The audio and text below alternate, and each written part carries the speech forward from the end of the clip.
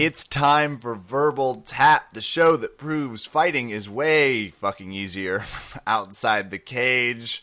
That was a little Joey Diaz shout out, by the way. With me, of course, Raf Esparza. Raf, how are you doing this evening? Not great. Why not great? What's going on, man? We have just discovered, and I don't know if this is accurate, every indication from this person seems to be that this is 100% the truth. But we have recently received information via Kit Dale and his Facebook page that he will no longer be competing at Metamoris 4. And you just broke this news to me, which as we had to do a quick 5-minute cool. It was like, let's just go do our breathing exercises and let Kevin calm down. We definitely didn't start the podcast for about 30 minutes just so that Kevin could process it. Would you like to explain why, Raf? Because you tend to have a knack for explaining this with a little less anger. I'll try. I don't know that I have a lot of objectivity on this one, but I'll just read you what he says, okay? Okay, perfect. It really saddens me to tell you all that I will no longer be competing at Metamoris 4. I've been training really hard for this and was looking forward to putting on a really good fight with Gary. Unfortunately, it became impossible for the film crew to come out and film my prep in adequate time before the event. Let's stop here. We'll come back to it in a second. Yeah, Kev, I think that's the important part. What are the words that catch your ear in that statement?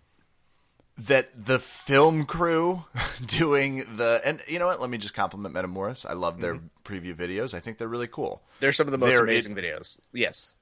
They're in no way germane to the fight going through.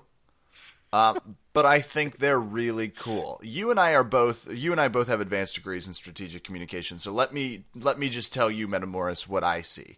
Okay. This is either a lie or it's incredibly stupid. One of the two. You're saying you had to throw your educational credentials before saying that. It's a podcast, so I can't hold up my diploma. Sure. But I do like to make it known that we're coming from a place where we study a lot of strategic communication. We've read about as much possible case scenarios about communication as any two people should. And this is one of those times where you're saying that one of your very top build fighters, one of your marketed fighters, actually two of, because Gary Tonin amongst the Jiujitsu community is a huge name, and we love seeing him fight. And I don't know why, but the idea of him fighting Kit Dale was a really interesting fight to me. You're saying that the world's most foreseeable problem is preventing you from moving forward with the fight. Doesn't sound real to me. And why would you cancel a fight because you can't do a video with the world's most easy to view person? Like, just have Kit Dale do a stupid video. What's hard about this? Honestly, if you just had Kit Dale do an Instagram, it would probably get more views than doing an actual 30-minute video edit of him. Just as a note. This is strange. Is this not the strangest reason you've heard for no jiu-jitsu? I've heard of people no showing. I've heard of people getting injured, and those things have become standard, if you would. This is original. I will give them that. No, that's the first time I've ever seen it. I agree. It is original. But could you imagine the UFC calling off a fight because they couldn't get the prepackaged video? Like, if they had one of those UFC prime times with Johnny Hendricks versus Robbie Lawler again, and they go, guys, no. The video crew's in here. The fight's off. Terrible news. We couldn't see what Robbie Lawler's family looks like after he trains and talk to his dietitian. So we're just going to reschedule this title bout for another time. Everyone's good? Everyone's fine with that? This is ridiculous. This is really stupid. I don't know where to start. So, okay, did they not predict? Could they not foresee that this might be a problem? And here's, Raf, in addition to their banning of press, it feels like maybe they've not put the investment in for a PR person that they should. It feels like their PR strategy is starting to get dangerously Kev, I don't know where to go on this. Let me start here. Flawed. Well, okay. where do you start on this? Okay, I don't know. Let's It doesn't make any sense. Let's address this. I guess letting the fighters make the announcement themselves is Also interesting. an interesting choice. Because with Kit Dale, my first reaction was, this better not be a fucking practical joke. It is too early in the goddamn morning, Kit Dale. I am not in the mood for this. And Kit Dale's a friend of the podcast, so obviously we were hoping that we would get to see him compete, and I think the community was excited because I think of the uncertainty between him and Gary. I think people thought it would be a good fight, and at the very least, you'd get to see something entertaining in the build-up. I mean, the two of them were having the most fun actually talking shit to each other. So it already felt like a different Metamoris card because I don't think we've ever seen any two Metamoris competitors joke, trash talk one another. No. Not Not really well. It had a nice feeling of something different. And I don't know. So is the question, is there another secret match? Is there a question that the secret match is now booked for 40 minutes? Yeah. And what you're alluding to in terms of a press person, I mean, it's entirely possible. This is breaking news that tomorrow we get a press note from Metamoris officially, or we just get a note from Kit Dale that says, haha, fool you. But I hope. I hope. The one thing that Kit did put on here on all of his comments was, it was just, nope, not joking, really sad.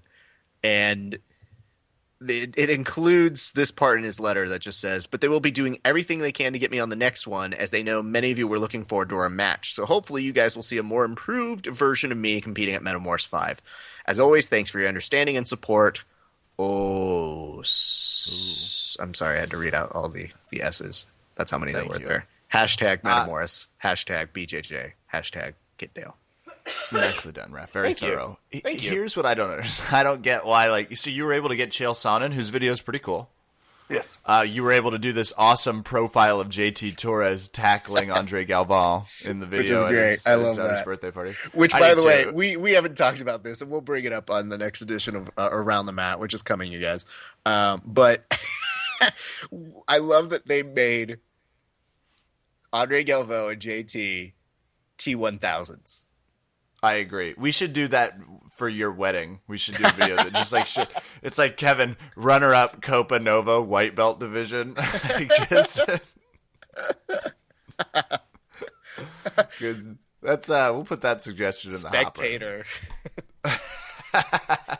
It's even better if you put white belt Spectator at Copa. Yeah. Bought Metamoris 2 livecast online stream, ADCC livecast watcher, Twitter participant. That's not bad. So great videos, except what a shot in the pills. And we'll talk about this more, but we'll shelve the Metamoris anger. This is just breaking news. Yeah. It's not good for the prediction of how this Metamoris card keeps building up. And we want to love you, Metamoris. We so badly want to, but you just keep doing things that don't quite seem right. Let's stash it away in our emotions, like you should. Great. But let's also keep it in mind that when we talk with Stuart Cooper next time, I think this is a great question to ask you. It's like, so Stuart, have they ever canceled a fight because one of your documentaries wasn't ready? No? He's going to be like, what are you talking about? We've heard that without the proper video package, it can be very problematic. I'm so questionable on their narratives. I don't know how this fight will go. What if I don't know exactly what he's been doing to train? Raf, there have been a lot of UFC fights this week. Yes.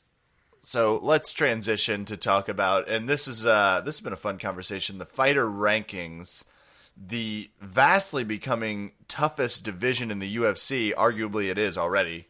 Donald Cerrone knocks the shit out of Jim Miller with that kick again. This is a pretty stunning knockout. Donald Cerrone, who does he fight next? Who you got him up next? Benson Henderson, maybe? That'd be a great fight. You can make the argument that he could fight anybody in that division.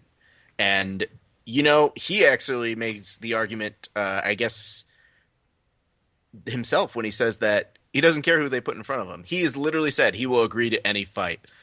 The UFC. He said one other thing too. He said this division or 145. Interesting. He made that very clear that he was willing to fight in either division, which I thought was, I was like, wait, go back. Somebody ask him a follow-up. No, damn it. Come on, people. And they didn't. They just let it go. But that would be fun to see him possibly coming out. And then, that division's been pretty well owned by Jose Aldo, so it would be interesting. No Donald way, Jose. Cerrone. Donald Cerrone. Another big win for Edson Barbosa. Mm-hmm.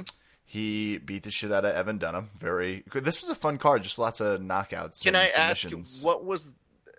Did you announce what the knockout is? Kevin and I were talking off air how we get really mad how for jiu-jitsu practitioners they don't say what the submission is all the time consistently. We think you share this feeling. Our theory is that they don't know what the submission is most of the time, so they just go and winner by submission. Yeah, that's it. This guy.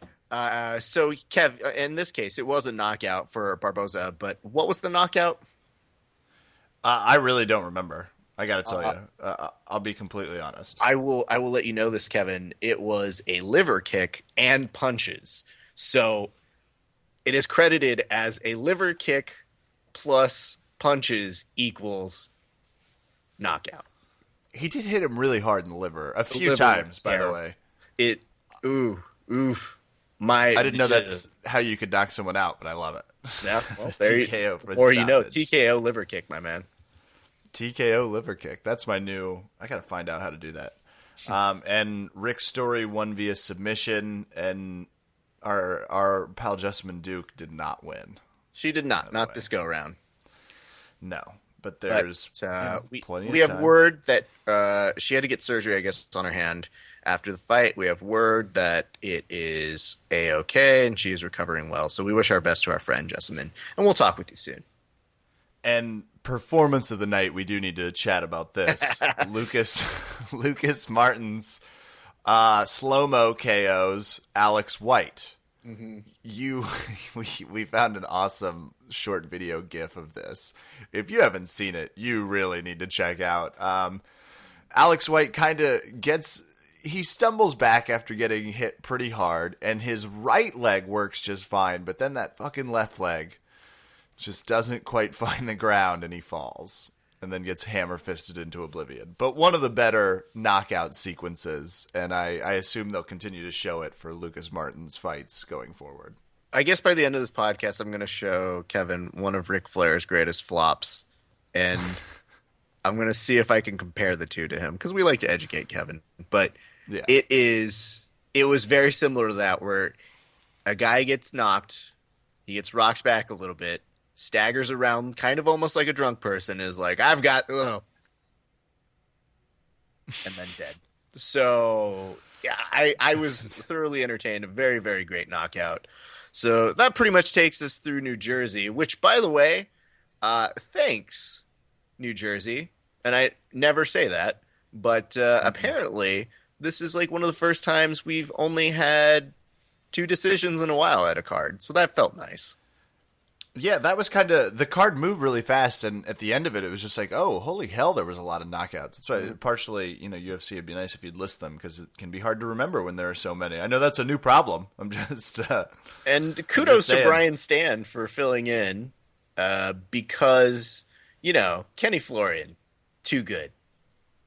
Too good a hair. Too good. Too great a hair. Too great a hair, Raf. Oh, you know what? Speaking of which, there was a rumor, and we're going to go back to Metamoris 4. I was going to say, I know where this is headed. That he was going to be the secret match. But they're saying that he's not the secret match. Your thoughts, Kevin? I guess the whole point of the secret match is that we'll find out the day of. And I still think you're right. I don't think they know. I don't think they have a fucking clue. Nope. And if it is Florian, that would be awesome. He would be great. Were you not then I would say entertained by the idea that at some point they go, and the participants in the secret match are play-by-play commentators, Jeff Glover and Kenny Florian, come on up here. That would be cool. And they take off their suits and reveal, like, cool suit rash guards from head Well, to toe. I do That'd have be fucking one awesome. thing that they would have to do. They'd have to do it with commentary as they were fighting. Without question, you got to mic them up. You got to mic them up. I know that sounds difficult. Maybe just bring mics really close. Have an extra mic guy. Again, these are the types of free advice you're not going to get from us, Metamoris, because you're not inviting press. You see, what I'm going for right here is a very tricky armbar, but Jeff is doing a really good job of defending it, and it looks as if he's trying to sucker me into something that I don't see coming. Too true, Kenny. Too true. The gym coach is like, just got hit in the nuts a little bit. Hold on, that's what I'm not stalling. I'm just trying to breathe. I'm fine. I wish I could do the Kenny Florian excited scream yell better, but for the sake of resting my voice, I will not. We'll save that for the next time. Rest your instrument. Rest your instrument. When Dana White landed in Ireland, he said, "Drinks on me, Ireland." Mm-hmm. And it's like, first of all, this is the one place I don't think you want to make that claim, Dana. Well, they might bankrupt you. I thought ballsy. Very ballsy. Very ballsy, Dana. You're going to go to a place where people, I don't know. Is this true, Kevin? You can tell me. You're white. A little Irish, yeah. The Irish, they aren't known for drinking. Am I correct on this? That is incorrect, Raf. It's the opposite. They really are known for drinking. Like, it's a thing. Wow. Yeah. Yeah. Then I'll use when JFK was assassinated, the White House was like a 3-day insane party because very Irish Catholic family, and you just drink it out whenever you have a reason. And fights are another reason. Drop in you put in. I've been reading. I think that's obvious. I'm doing some reading. So Kevin's frame of reference is now Mad Magazine. In case everyone. Yeah. It's a book called One Nation Under Sex. People just never mind. Not important right now. Hey, you showed me a rather controversial RNC for Pendrad over Mike King. I did. Cathal. Do you feel like King might have taken a little bit of a duck because he was already losing pretty hard? Be specific on this. I feel that you were insinuating too much with just that statement. So Cathal does a pretty good rear naked choke and kind of stretches the body out. He's got his hooks in really well. And Mike King, he seems to have he's got the rear naked choke a little on the chin. And when it's a little on the chin, it's very hard to choke someone. In fact, that's a defense for the rear naked choke. You get your chin tucked and you can keep breathing. It's not the best feeling in the world, but you can keep breathing. Well, Mike King, in like a 3-second span, all of a sudden is completely done. And the only way I can think that might be possible is if he was already gassed as hell.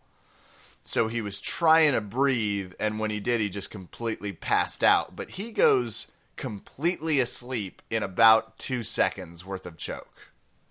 Yes. Have you ever fallen asleep within 2 seconds of a choke? No. I have not. Okay. Either. And I've been choked for multiple seconds before. Just for multiple a lot of experience. It goes into the double digits, guys. I don't know how to categorize, because I'm looking at the GIF of this right now, and it's still confusing. I will say I've never been in a rear naked choke from Cahal, so there's that. Sure. I don't know what that pressure would be like, but yes, it is a little suspect that it is not quite underneath the chin. I don't know. I don't know enough about this, but it looks strange. Because at the very least, you see Mike is trying to defend it, but he definitely goes out in the way that they would check in pro wrestling if your arm was still alive. Yeah. If you had a sleeper hold on and then just like literally passes out. So it's that kind of a thing. And it's very strange. So what's your thought, Kevin? Not that you're leading anything here. I think he might have just really let it go and gone in dramatic fashion. But are you insinuating that instead of tapping, he just said, "I'm just going to pass out. It's just easier"? That's what I'm insinuating. He was just like, "Fuck it, I'm sleepy as hell. Long flight, jet lag's real. Sleepy as hell. Gotta get out of here." Well, Kevin, I think we've answered why they don't announce what the submissions are. Your winner. Sleepy as hell. Sleepy as hell. That would be Come awesome. on, drive. So McGregor defeats Brando. Nelson defeats our friend Zach Cummings. Gunner is such a great name. Yes. Ian McCall wins via decision. I love it when McCall wins. Yes, and it was a very good decision. So Yeah, there's no disagreements. By and large, seemed like a good card. Norman Park beats, and I'm only reading this for mostly Rap's benefit, Nayuki Kotani.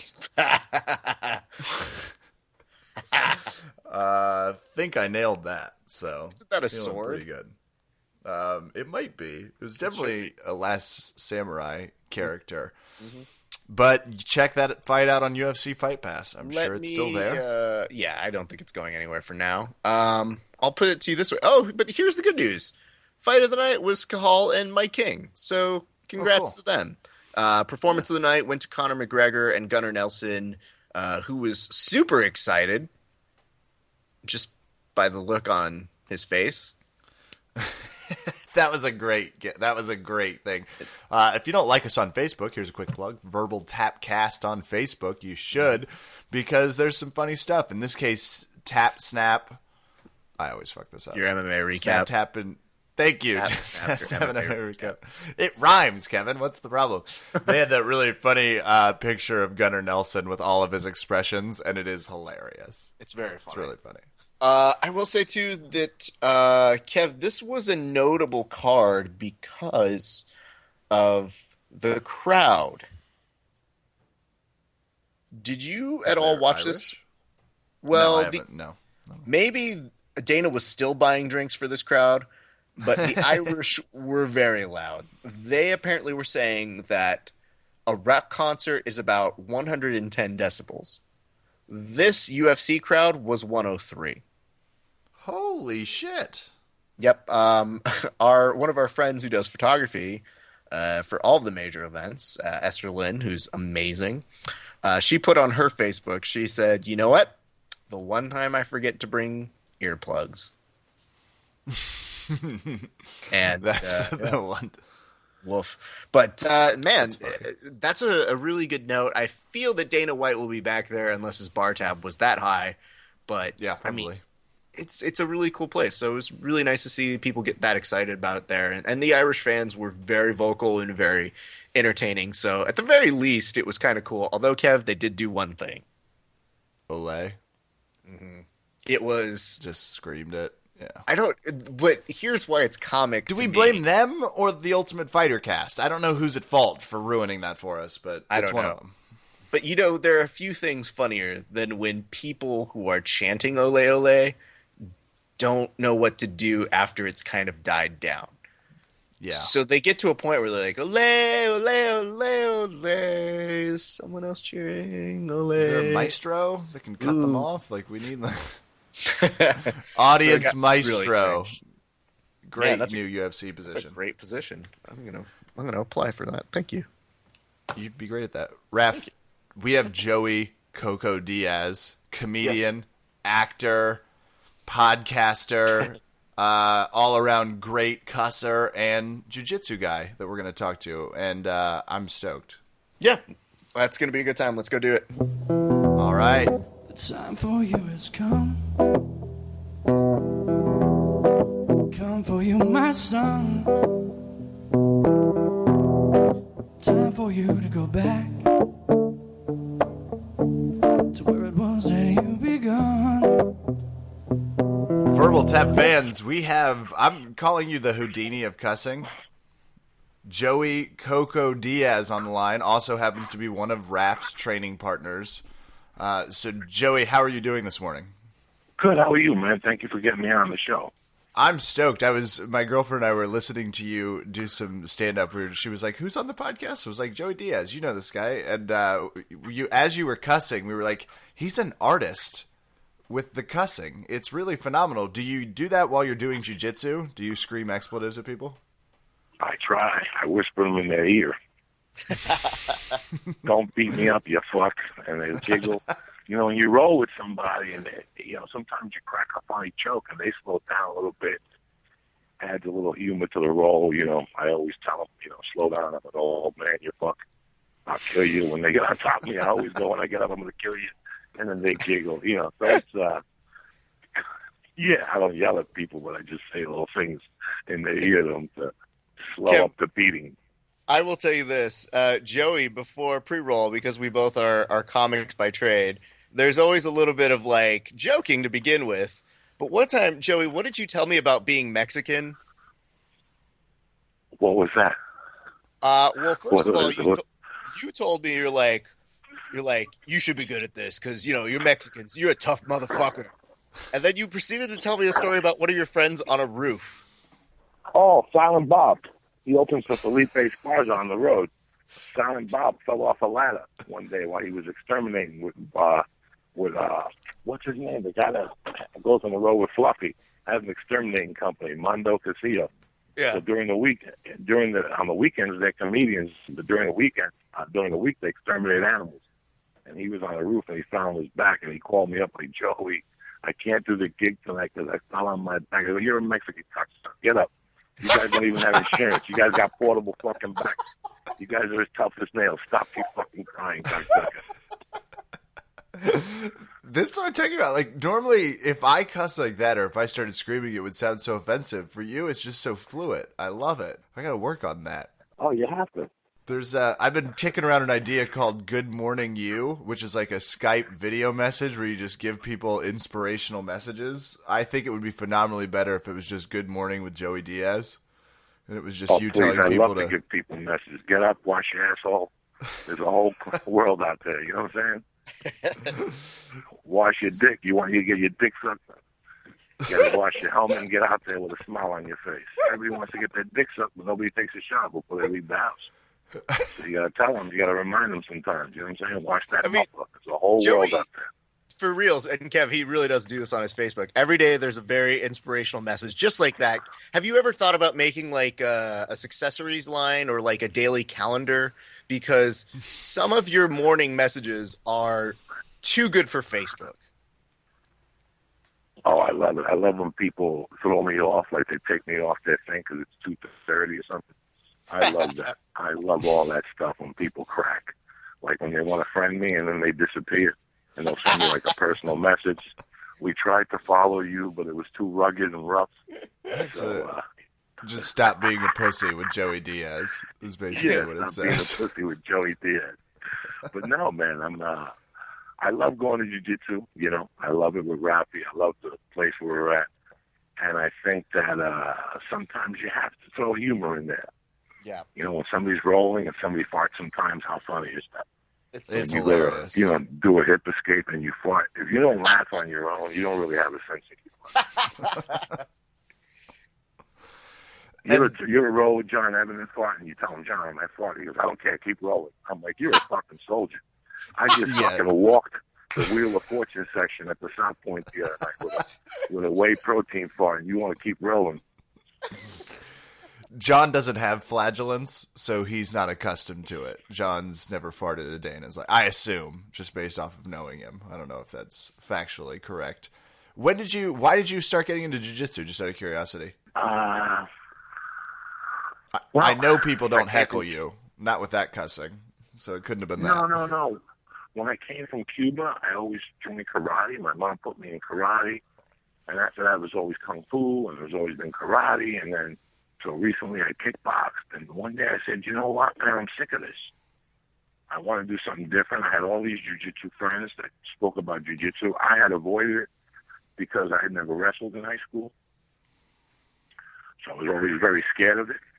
So and then finally one day I said, how can I got to go in there and try it. But the real thing was I had sleep apnea, and I had fear of being on my back. And I'm the type of guy that once I know I'm scared, that makes me, I have to work to be unscared.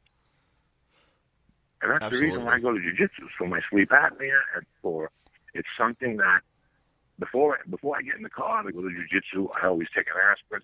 I always hug my cats. I hug the baby, and I hug my wife, because I always think I'm going to die. It's the hardest thing I've ever done. By far, it's the hardest thing. The first time I did 3 hip escapes, I saw my head spin. And that's what makes me keep going back. That it's so hard.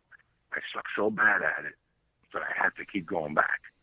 And as a budding stand-up comedian, are there parallels there? Did you feel like that Absolutely. when you first started doing stand-up comedy? Absolutely. I told you on the phone yesterday when we were talking, I said, the only reason why I keep going back to jiu-jitsu is because if I would have joined jiu-jitsu at 28, I would have quit 3 weeks later. But my experience through comedy is what helps me with everything. Because when I got into comedy, I basically had nothing. I was 2 or 3 years out of prison. I was divorced. I had no job. I went for it. And, man, we all know how hard it is in the beginning. Yeah. And you get the bite. So like you and me have gotten the bite in jiu-jitsu. Once you get bitten in, the same thing happens with comedy. You want to move so fast. You want to go from being a white belt to a brown belt. And at least I did. I remember going home at night. When I first started comedy in 91, there used to be a publication. It used to be out of San Francisco, Just for Laughs. John Fox's clubs up there, when they had a big comedy scene in San Francisco, they used to put out a newspaper, a monthly comedy paper. And in the back of that paper, they had a directory of all the clubs. I'm not going to lie to you guys. I used to come home at night after doing an open mic and bombing, and I would yellow, the highlighter. I would highlight the clubs that someday I was going to work at. And I would cry myself to sleep. I was so frustrated. I was that frustrated with comedy. I'm even more frustrated with jiu-jitsu. But after what I went through with comedy, I could do anything from the beginning. Joey, And I it's love... very hard to tell that to somebody at 20 or at 30. It's very hard. When I tell you that it took me 10 years to get good at comedy, you go, well, then why the fuck did you do it? Anybody with a normal brain would go, well, then why the fuck did you do it? It's the same thing with jiu-jitsu. John's been doing it for 8 years. That's why he's so good. My belief is, just like a comedy, just keep showing up. Just keep showing up. That's what all comedy is. Keep showing up, bro. Joey, this is the big thing that I've always wondered is, with you have such a nice connection to MMA fans in particular. What is it that you think that attracts them to your style of comedy? What is it that you think really connects you with them? MMA is not ballet. At the end of the day, MMA is just another word for getting punched in the fucking face real hard. Okay? Okay? Getting punched in the fucking face real hard and talking about tying women up and putting banging on their feet and eating their asshole, it goes hand in hand. It goes hand in hand. My crazy comedy goes hand in hand with what happens at the UFC. Do you know what I'm saying? I mean, it's craziness. That's what they want. It's this new crazy social network that we have. It's this new MMA is this new thing that's come along that swept, society right now. Because it's so funny. When I saw you performing, I saw you last year in July. Very nicely offered to have me come out and see you, and you were opening for Joe Rogan. And obviously, Joe Rogan's going to have a component of people who love him. But you had people who this community embraces you in a way that is so great. What is it about it that you found just in connecting with like MMA audiences? Are they different than other kinds of audiences? Well, in MMA, you have jiu-jitsu involved, and you have all the arts also. So these are all arts. Comedy is an art. Jiu-jitsu is an art. John Evans teaches you an arm bar. Marcelo teaches you an arm bar. John Budd teaches you an arm bar. All three of them are different. You do what works for you. You do the arm bar. You take a little bit from John. You take a little bit from John Budd, and you take a little bit from Marcelo, and that's where the art comes in. Comedy is the same thing.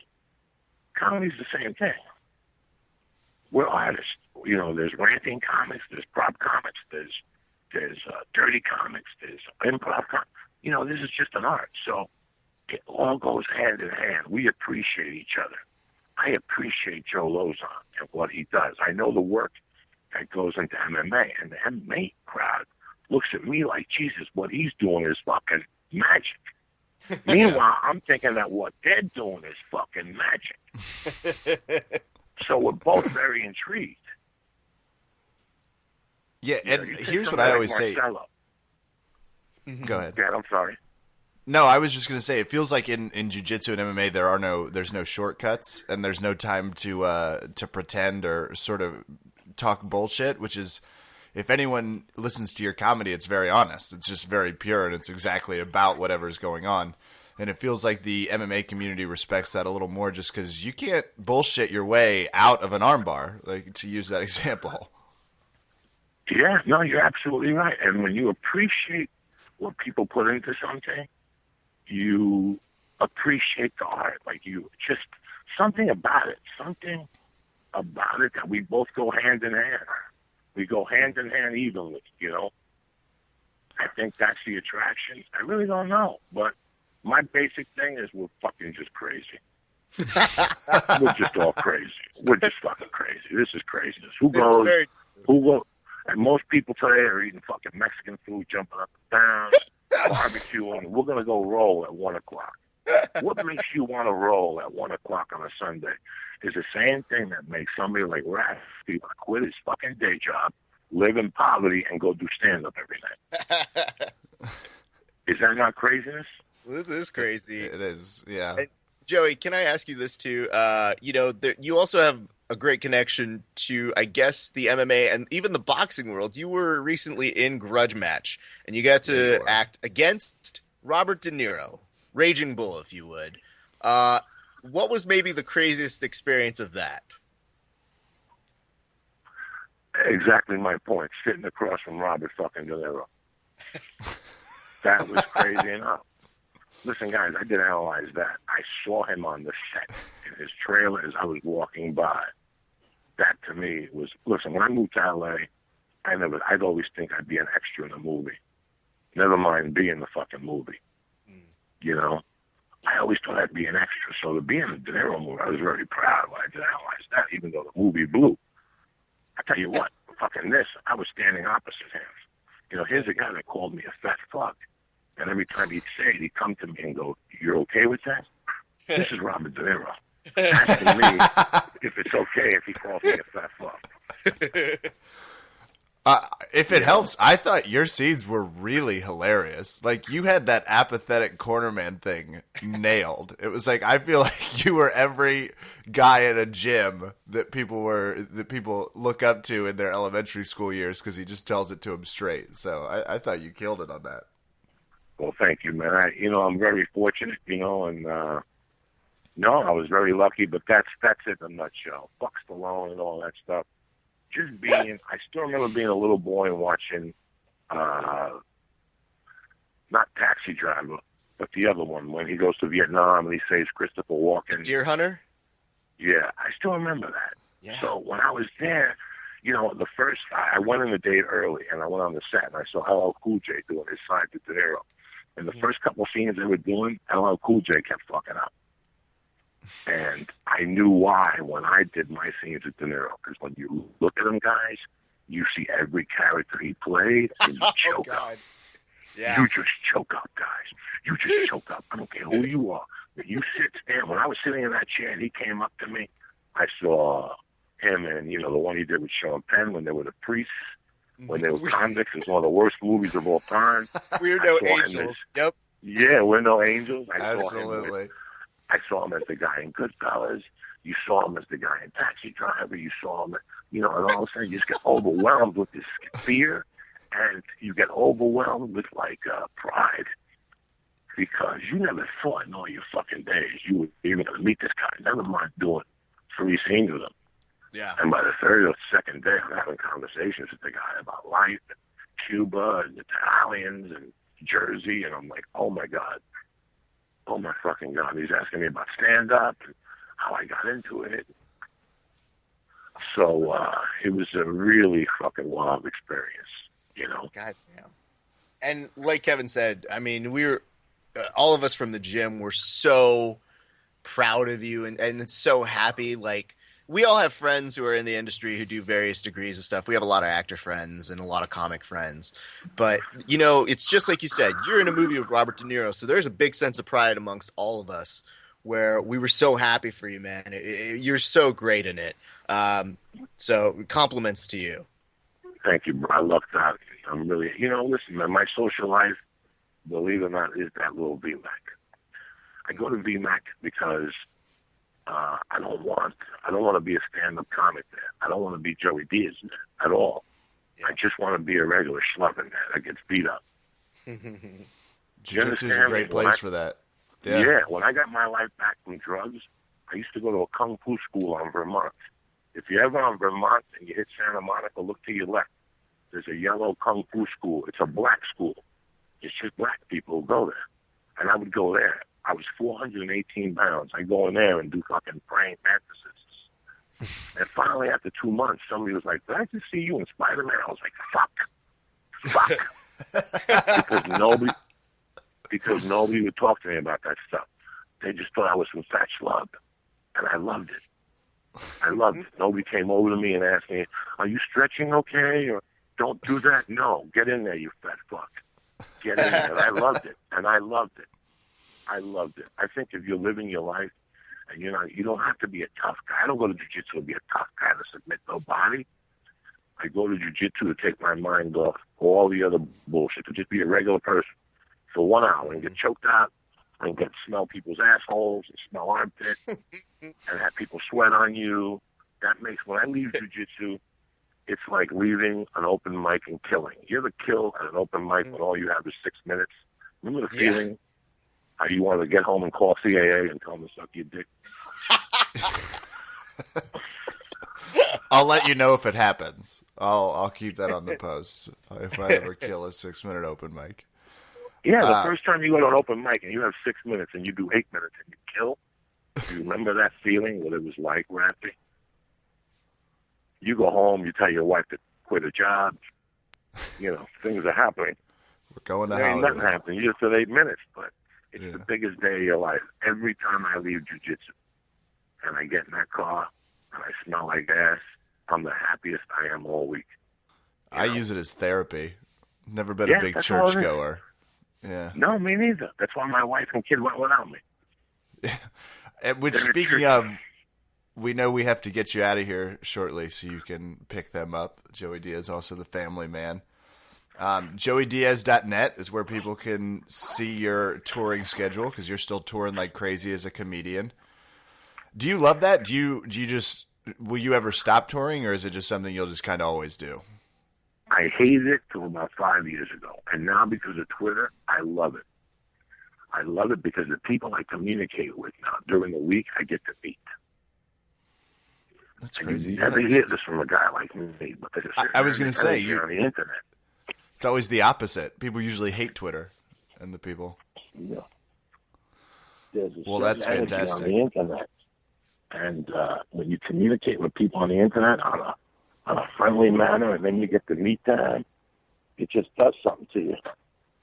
You're like, wow, this is amazing. I'm communicating with people in two different ways. Then you get to meet them, and they talk to you, and it's just amazing, And now, as people know that you do jiu-jitsu, because I was looking on your tour days to see if you were in D.C. I was going to bring you out to the gym and beat up on you a little bit if you were at this area. So I assume people are always looking for you.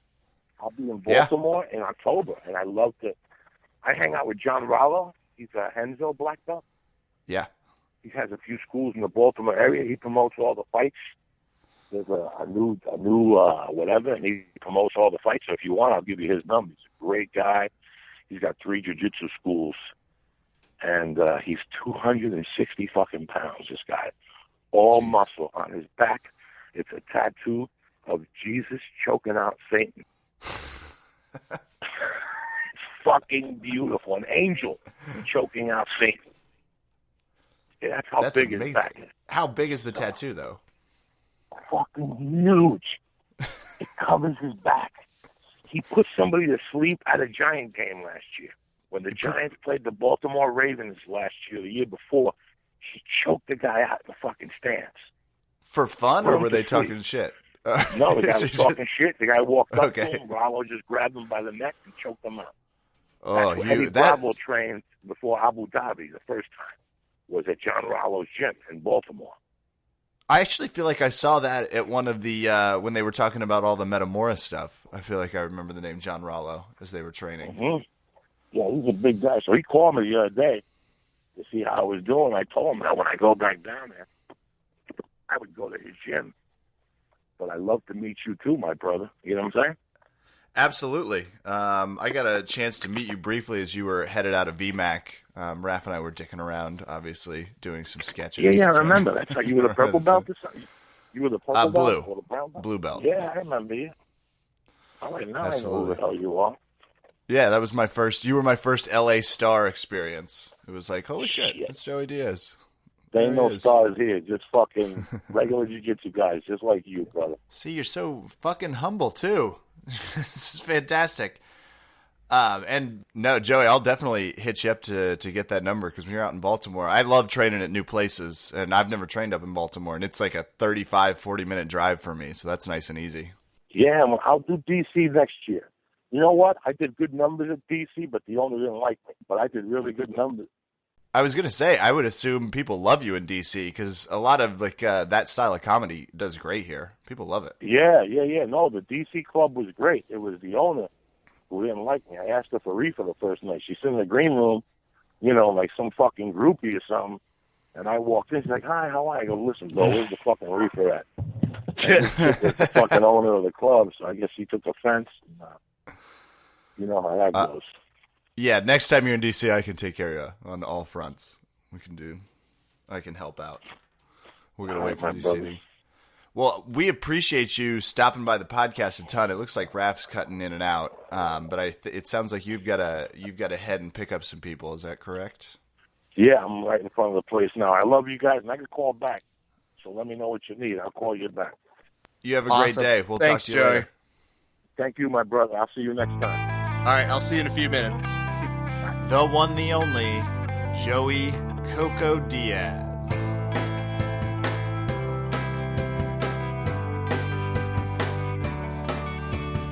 Big thanks to Joey Diaz. Some really good insight in there, too. He's got some pearls of wisdom that were really helpful for me, especially as I got a lot of stand-up comedy coming this week. Mm-hmm. It's just like, I got to persevere. I got to stop. I got to fucking man up. He's the best. I will say this, and this is a huge, huge note for anybody who has trained with Joey. They know for sure. When Joey first walked into our place, it was a surprise. I didn't think that was him at first. I was like, oh, is that Joey Diaz? That's so weird. He wouldn't come here. And then you go up and you talk to the guy, and you're like, hey, Joey Diaz, are you Joey Diaz? And he just is like, do I fucking look like Joey Diaz? Yeah, you beautiful cocksucker, you. And you're always like, man, he cusses in the best way possible and gives you the best fucking like, he's super complimentary and super great. But let me say this about Joey Diaz. He has improved so much in his jiu-jitsu since he first stepped foot at Valley Martial Arts Center, and all of us couldn't be happier for the guy. Just watching his progress is the best thing in the entire world. So if you ever wanted to know what it's like to train with Joey Diaz, just know that take the funniest guy at your gym and completely forget about him, because he's nowhere near as funny as Joey. I promise you. You roll with him and you're always laughing. You're in a great mood. And I think that's his gift, is that he puts everybody around him in such a better space, and he's a truly caring individual. So our thanks to him for stopping by. Just so proud of how far he's come in jiu-jitsu and how much more he's going to end up doing in it. Yeah, seems like one of those people that just gets the mentality. So I'm sure he's growing. Yep. Instrumentally. Plus, I would just really like to hear him cuss at me while trying to choke him out. That would be fantastic. I will say, you're not going to get that fucking triangle. Oh, what? He has definitely. It is very much a comic moment between the two of us whenever we're about to roll, and he'll be checking in. Like, it is very that old school. Like, how's comedy going? You gigging good? You better be fucking out there, man. You fucking funny as shit. You know that shit. And I'm like, I don't know. Maybe I'm funny. I don't know. You're funny. I don't know. You're hilarious. He just has that natural. He walks up and just the stage, he just kind of lights up. It's like, God, I got to get there. I got to start working on that. Oh, the best. Raf, it's time for shout-outs. Yes. Like a nice vocal thing for that. I'll work on it. We'll work on Yes, a please drop do. for the show. That won't be it. Don't worry, everybody. That's not going to do it. BJJ and MMA Academy out there in Chantilly got the shit wrist locked out of me. Nearly broke the damn thing, by the way. I was going Hold on. I don't like this, Kev. What? I'm all for you getting wrist locked, but just right to the level. I don't want you to get your arm broken or anything. I want it right up to the second. I tapped. And then I did a ooh tap. It was one of those like at first I had to let the pain out and then I could verbally tap. And it was my fault. Like I was starting to darce and he just had it, and the way I moved to pressure was not good for my wrist. So we're okay. We're fine. all right. I just want to say I've put a bounty on your head, and maybe I'm having second thoughts. I'm not sure yet. Oh, please. The bounty had little to do with me getting wrist locked. It certainly doesn't help. It certainly makes it funnier. But it had little to do with why I got wrist locked. I'd like to think I have all to do with it, but all right, go for it. Teach their own. Live in your own reality. It's beautiful there. BJJ Finder, the world's premier jiu-jitsu site locator, also got the app. Plug in your zip code, find a gym, unleash the bitchiness that builds from traveling and not doing jiu-jitsu. My girlfriend is always like, maybe you should find a gym. Maybe it's time for you to go do a little training. Just a suggestion, just throwing it out there. And that's going to do it for me tonight, Raf. Let's go ahead and start by shouting out Valley Martial Arts Center. VMAC! That has been, we talked about VMAC with Joey, so that's been like building. I have wanted to unleash a VMAC yell for a while. Well, good. VMAC! I'm glad Sorry. we could do that just for you, Kev. I want to say thank you to everybody training out there. If you guys are ever interested to come train with 1.5 funny people, I guess you could put me and Joey in that category. He takes Together. pretty much all of that. Together, we are 1.5 1.5 funny individuals. But yes, Joey is one of our great training partners out there. I want to thank him for doing our podcast today. Let's also recognize all of the great people who came to my show. Kev, do you know what it's like to look out and do a talk show and see your audience comprised of 1/4 of your training partners? I do not.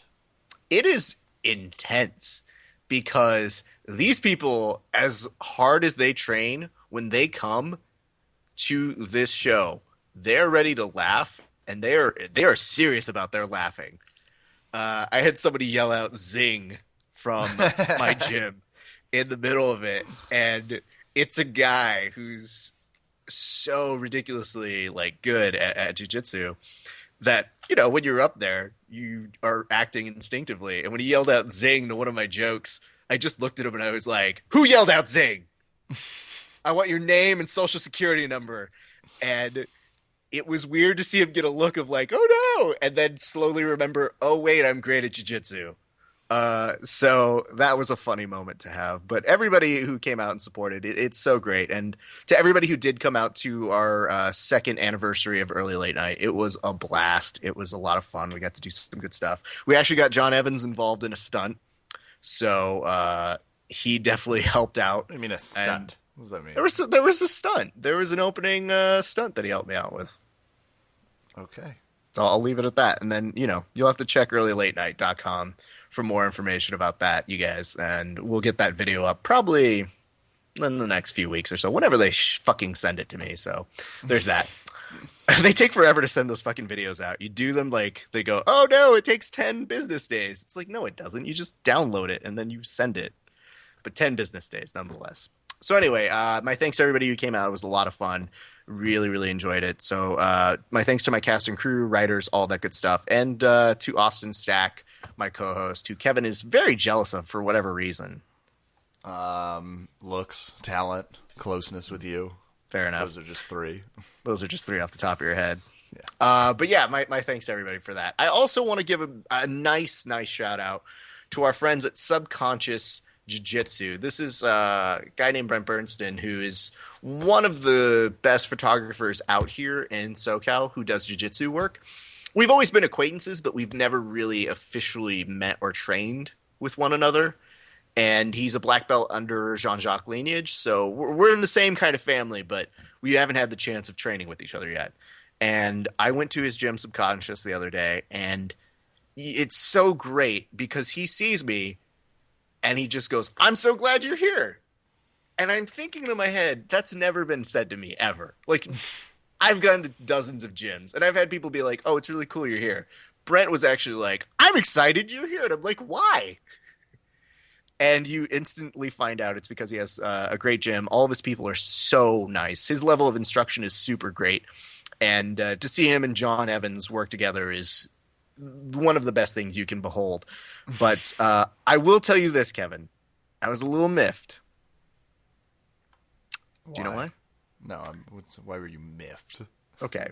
I don't know that if when you go train at another place or at your gym, when the instructor shows a counter to something you're good at. Oh, actually, yeah, that does piss me off. Okay. Andrew's been teaching people how to fight the Kimura, especially from top, like how to reverse it. And I'm like, God damn it. Yeah. Yeah.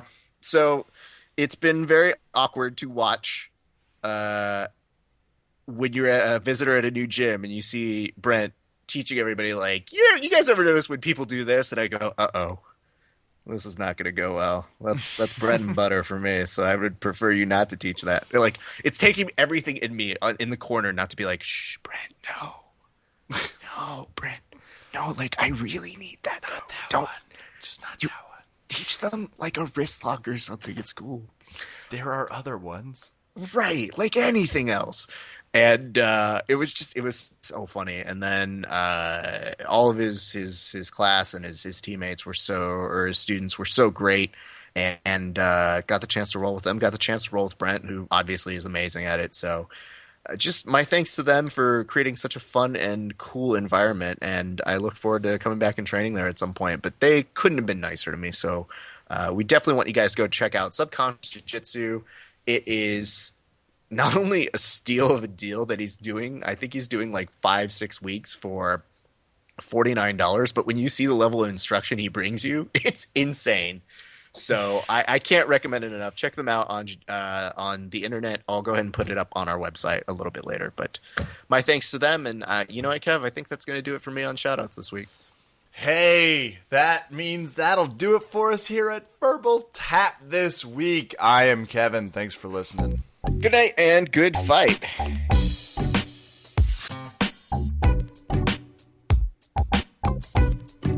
Viva!